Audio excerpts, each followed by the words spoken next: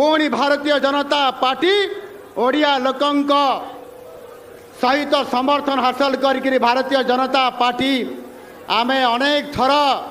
प्रति निर्वाचन रे कहूलु जे भारतीय जनता पार्टी निश्चित भाव रे ओडिशा रे सरकार को आसीबो लोक माने भारतीय जनता पार्टी को सरकार को आनिबे 2009 रे 2014 रे 2019 रे आम देवदुर्लभ कार्यकर्ता माने आपण माने समस्ते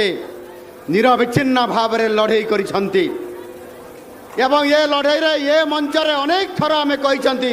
जे भारतीय जनता पार्टी निश्चित भाव रे सरकार को आसीबो आपण माने समस्त हिसाब करी देखंतो समय बड़ बड़वान एवं एभरी एक समय आसिला यही मंच रे अनेक समय रे जेते बेले Bharatiya Janata party double engine सरकार नहीं करी आसीबो एवं सेते बेले हमर कुआरे गला तो